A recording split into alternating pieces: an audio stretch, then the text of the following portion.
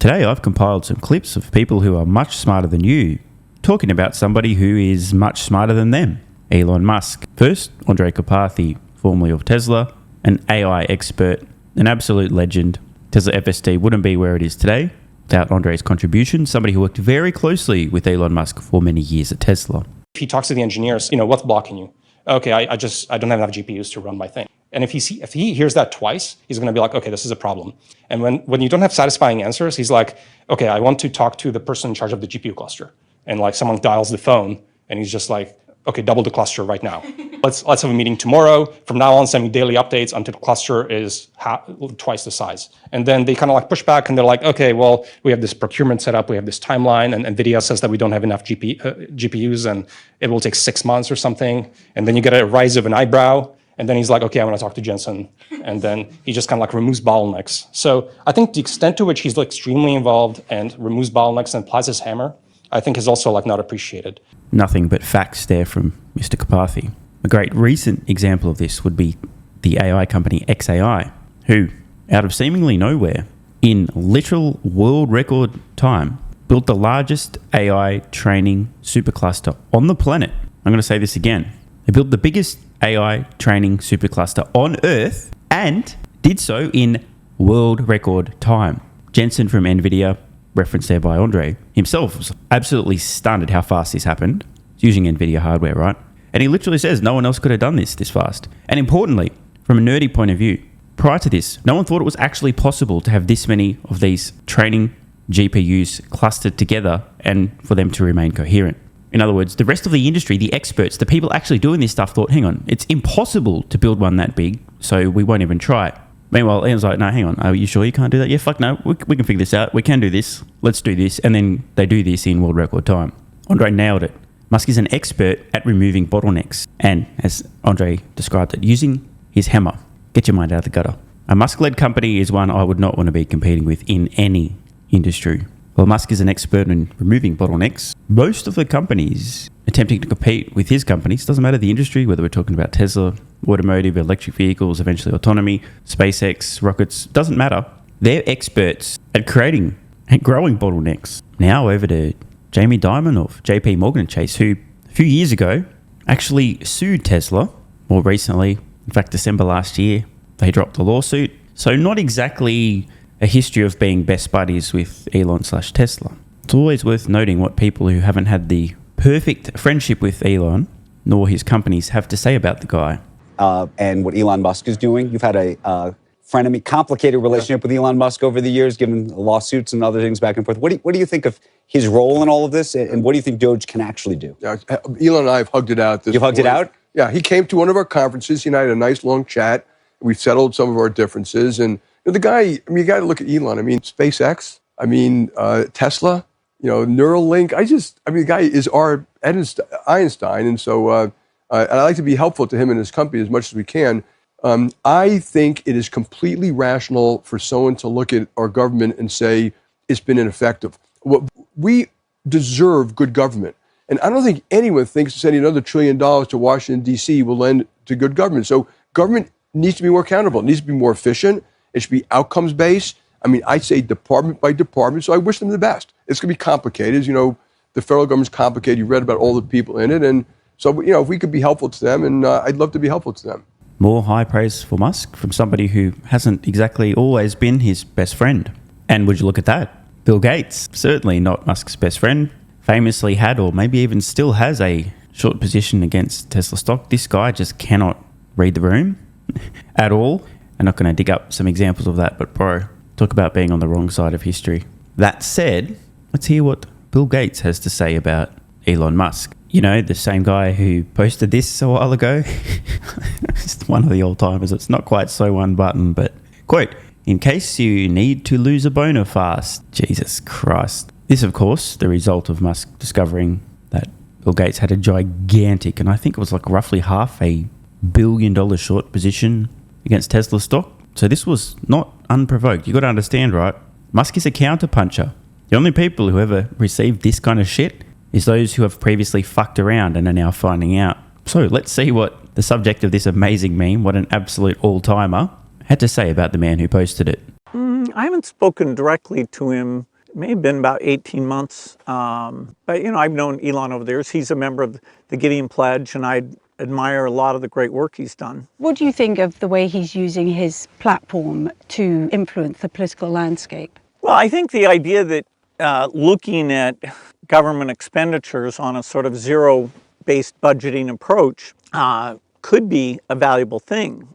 I'm amongst the people who think the deficit needs to be brought down because otherwise it will create a financial problem for us. And so, that effort could come up with some good things. I'm not, trying to talk about European politicians like he is. So some of that surprises me a bit. But wow, he finds time to do a lot of things. If you were Elon Musk and you were put in charge of the Doge project, where would you be looking to make savings? Well, given the numbers that they've tossed around, they'll have to look at everything, including pension, defense, healthcare. My view is most departments, there probably are, 10 to 15%. I do worry a little bit that if you say, hey, let's completely get rid of things, some of the things that have long-term benefits, I obviously believe in HIV medicines where the U.S. is keeping tens of millions of people alive. And if you cut those off, not only would they die when we have a cure on its way, but the negative feelings you'd have, say, in Africa would be worse than never having done the thing at all. So the parts of the budget I know well, yes, you could optimize. So some respect and admiration there from Gates on what Musk has accomplished. Some very hilarious comments, Gates sort of spitballing there that maybe you could trim, 10, 15% of waste in the government, bro? Does he really think that's it? There is so much waste, fraud, misuse of funds everywhere. I'd be rather surprised if that's all Doge is able to do over the next 4 years. But once again, it's worth pointing out that even Gates, who has been trolled relentlessly by Elon, called out for his hypocrisy, having a short position against Tesla while claiming to care about the environment, this kind of shit, right? Because again, Gates just can't read the fucking room. Well, my financial advisors sort of make money. You idiot! Even so, he's still willing to praise Musk for his accomplishments. Makes you think. And now, Mark Andreessen. Many of you aren't OG internet users, but for those of you who are, you can thank Mark, one of the co-founders of Mosaic, the first graphical web browser. If you remember what it was like on the internet pre-Mosaic, you'll understand what a massive breakthrough this was in terms of accessibility. Mark, more recently known for Andreessen Horowitz, the VC firm, currently managing in excess of $40 billion of assets. Also happening right now. And again, case study number one of that would be Elon and his, it turns out, truly massive following. And he has done that over and over in different industries, not just saying crazy shit online, but saying crazy shit in the realm of space, in the realm of autonomous driving, in the realm of AI, just over and over and over again. Turns out saying crazy shit is one of the ways to do a revolution and to actually make progress. Yeah, and it's like, well, but then there's the test: is it crazy shit or is it the truth? Yeah. Right. And this is where, there are many more specific things about Elon's genius, but one of the really core ones is an absolute dedication to the truth. And so when Elon says something, it sounds like crazy shit, but in his mind, it's true. Now, is he always right? No. Sometimes the rockets crash. Sometimes he's wrong. He's human. He's like anybody else. He's not right all the time. But at least my through line with him, both in what he says in public and what he says in private, which by the way are the exact same things.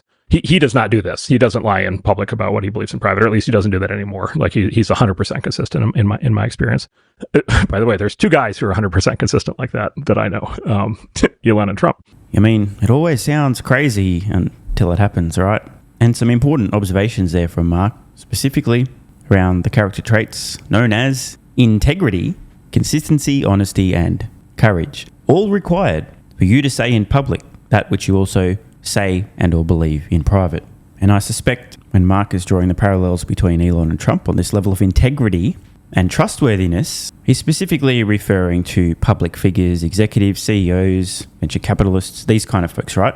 People who have something to lose by sharing an opinion publicly on something that they strongly believe that's very important, that they will tell you over drinks in private. The pussification of just about everybody, executives, politicians, public figures, media personalities, you name it. The pussification has just been disgusting to watch. But Mark really does touch on an important point. Behind closed doors, over the past half decade or more, there's been a bunch of insane stuff that's been happening that literally everyone knows is insane, and they talk privately about how fucking insane it is, yet none of them had the fucking balls to say it out loud. For example, permanently sterilizing children is fucked up. Butchering children also fucked up. Don't do it. Men shouldn't be competing against women in sports. Men who think that they're women are still in fact men. The lockdowns are futile, fascist and inhumane.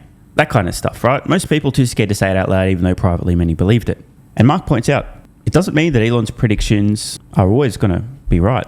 His estimates for timelines, these kind of things, doesn't mean he's always going to be right. But you know that when he says something, it's because he believes it to be true.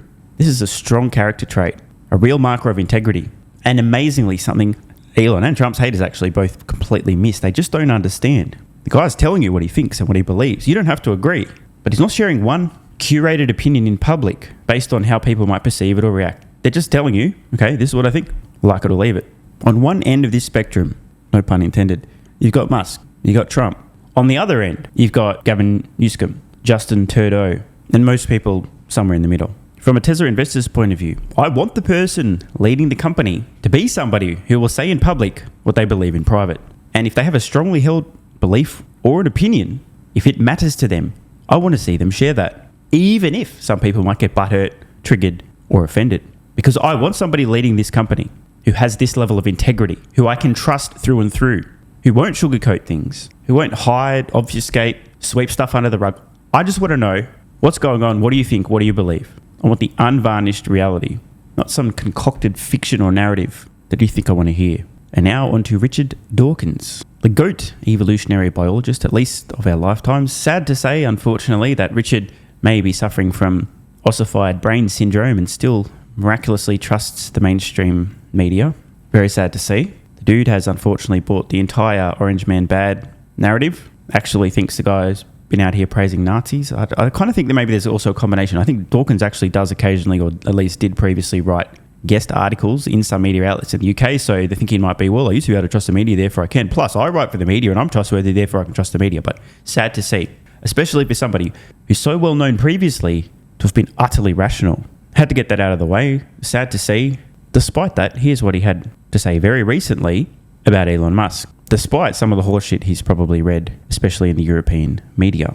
I have sat with him on a transatlantic plane and had a very, very long conversation with him. He's undoubtedly highly intelligent and knowledgeable. I've had lunch with him on 2 or 3 occasions, and so I know him a little bit, and I have formed a very favorable impression of his intelligence and his knowledge and his concern for the welfare of the world. So Richard Dawkins pointing out that he actually has spent time in person with Elon Musk on a flight. Great opportunity to get to know somebody, as well as a couple of lunches. And after explaining, he's actually interacted with the guy multiple times, in person, one-on-one, and group situations, assuming the lunches were group events. And he's formed a very favourable opinion. He's smart, he's capable, blah, blah, blah. And he also really fucking cares about doing good. Ironically, had Dawkins sat next to Trump on a flight and had lunch with Trump a couple of times, he'd be saying the exact same fucking things about Orange Man Bad instead of reposting the Very Fine People hoax. Sad to see. And I suspect that Dawkins pointed out the fact that he'd actually been on the flight with Musk and the dinners, just to point out to the audience, many of whom will have heard very negative things about Elon Bad in the media, that he has first-hand experience and the guy's smart and really cares about doing good. And trigger alert, I've saved the best till last. We now have the top G, a man who's done some very terrible things in his past, in particular taking advantage of lonely simps. However, doesn't mean he doesn't say a lot of shit. That's abso-fucking-lutely on point. Here he is, talking about Elon's haters. Elon's not that smart. He put rockets in space better than anyone else. And he built the largest electric car company in the world. Why is he not that smart? Because I don't agree with his politics. He's not that smart. You're a dipshit. And you're complaining about Elon on the platform that he owns. And you don't even have enough of a brain to look in the mirror going, I have to use his platform for anyone to even read my stupid opinion. And he puts rockets in space. And he's the world's richest man. And everyone thinks I'm a dumbass. And it doesn't even cross your mind. When you look in the mirror, it doesn't cross your mind that you're a fucking retard. Couldn't have said it better myself. We've heard from a lot of guys with very different backgrounds and personalities, all very much above average in terms of intelligence. Of course, the haters will try and bring someone, oh, Andrew Tate's not that smart. But you actually are a retard, bro. Like, seriously, if you can't see the signs of a high IQ, probably beyond help. Just because you don't like someone or disagree with some of their personalities or opinions or thoughts or actions, you still got to be able to call a spade a spade. And that's the point. Musk has roasted the shit out of Bill Gates. That meme If you need to lose a bone fast, still an all-time classic, yet still Gates willing to acknowledge his intelligence, his capabilities. Across the board, from evolutionary biologists, from executive CEOs who've previously been involved in lawsuits against Musk-led companies, the recurring theme is universal praise of his intelligence, his ability, his impact, and his character. So whose opinion carries more weight? An angry, retarded activist working for the propaganda media? Or a high IQ individual who's actually had a meaningful impact on the world one way or another? Who is Elon Musk's most accomplished critic? Genuine question. Why can't I find a single example of a happy mother who's raised a beautiful, large family of emotionally healthy children out here attacking and criticizing Elon Musk? Why can't I find any world champions, Olympic gold medalists? Why can't I find anybody who's built a company that employs tens of thousands of people? Any entrepreneurs that have had a huge impact, shifted the global conversation? Why can't I find any examples of this? Except, of course, people who just don't want the Epstein files to be released. And shout out to Reed. What? Where are they? Again, I asked the question. In terms of real-world impact, who are Elon Musk's most accomplished critics? Want more content? Early access? Bunch of perks? Click the links in the pinned comment. AG1 is awesome. I've been taking it daily now for more than 3 years. It's a great way to fill in nutritional gaps. It's packed full of vitamins, minerals, and whole food source nutrients, plus has prebiotics, probiotics, and adaptogens to improve gut health, regularity, and help your body handle stress. I'm always looking for an edge to help me feel and perform my best, which is why I haven't missed a day of AG1 for more than 3 years. Just try it and see how you feel. Click the link in the pinned comment or head to drinkag1.com/SMR and get yourself a free 1-year supply of vitamin D3 plus K2 and 5 travel packs. This is what viewers of the channel had to say after trying AG1. I feel like I have a lot more energy since I started on AG1. Just got my AG1 in the mail. Legit feeling the effects after day 3. 3 months ago, I started AG1 and have been enjoying the evenness of alertness and energy that lasts the day. I just started the wife on it too. Are you convinced yet? I mean, hey, it's worth trying, right? Click the link in the pinned comment or head to drinkag1.com/SMR, or I can keep going. This viewer, after about a month on AG1, definitely a lack of fatigue in the afternoon. Pleasant side effect is that my coffee intake has imploded and is almost down to 0. One more? Yeah, why not? I honestly feel younger and will be continuing to use AG1. This stuff really is crazy good. I didn't think it would be, but this stuff is awesome. It really is what everyone is saying. One more? Don't mind if I do. I've just received my 3rd month supply. I've drank it every day. I have so much energy throughout most of the day. I'm productive, started a new business, started socializing, refurbished a boat. It's no coincidence. Thank you for your persistence, your integrity, and your insights. Now look, these are not my words. These are not my testimonials. This is what you guys and girls are saying. Maybe it's 100% placebo effect. But even if that's the case, I think it's money well spent. Click the link in the pinned comment or head to drinkag1.com/SMR and get yourself a free 1-year supply of vitamin D3 plus K2 and 5 travel packs.